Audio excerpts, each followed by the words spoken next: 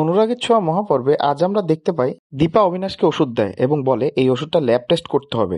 উর্মি বের হয়ে আসলেও বুঝতে পারে না, মনে করে ওষুধটি হয়তো ডাস্টবিনে রয়ে গেছে। উর্মি তখন রুমে যায় এবং রূপাকে একা পেয়ে বলে, কেন তোরা এখানে এসেছিস আবার নতুন করে? তখন দীপা রুমে এসে উর্মিকে প্রশ্নের উত্তর দিয়ে বলে, এখানে শুধু বিজনেস মিটিং হবে, এছাড়া অন্য কোনো কথা এখানে যেন না হয়।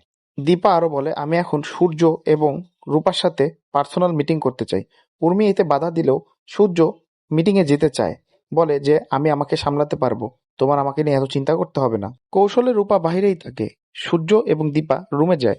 দীপা সূর্যকে জিজ্ঞেস করে, আচ্ছা আপনাকে ডক্টর বাবু বলে কে ডাকতো? আপনার কার সাথে বিয়ে হয়েছিল? আপনি একটু মনে করার চেষ্টা করুন তো আপনার অতীত সম্পর্কে। অন্যদিকে অবিনাশ শর্মা ওরফে ইন্সপেক্টর সাহেব রূপাকে জিজ্ঞেস করে, আচ্ছা সেই খুনটা সত্যিকারই কে করেছিল বলো তো? তুমি যদি চাও মুখ খুলে আজকে অনেক রহস্যের উন্মোচন করতে পারো। তখন রূপা উর্মিকে রুমের ভিতর ঢুকতে দেখে প্রসঙ্গ চেঞ্জ করে ফেলে। উর্মি ডক্টর বাবুকে সেখান থেকে নিয়ে যায়, বলে তার শরীর খারাপ, তার চিকিৎসা করতে হবে। বাসায় আসলে সোনা ডক্টর বাবুকে জড়িয়ে ধরে এবং বলে, বাবা, আমার স্বামী রুডির আত্মা এখনো শান্তি পায়নি। ওই মেয়ের সাথে তুমি দেখা করো না, ওই মেয়ে ভালো মেয়ে না।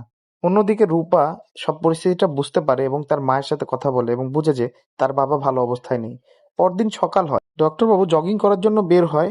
উর্মি তার পিছু নিলে হোঁচট খেয়ে পড়ে যায় এবং বাইরে গিয়ে তার সাথে দেখা হয় দীপার। দীপা ডক্টর বাবুকে বলে, চলুন ডক্টর বাবু একটা লং ড্রাইভে গিয়ে আসি। তো বন্ধুরা, এই অবস্থাতেই আজকের পর্ব শেষ হয়। তোমাদের কি মনে হয় উর্মির মুখোশ খুব দ্রুতই উন্মোচন হবে? কমেন্ট করে জানিও কিন্তু তোমরা।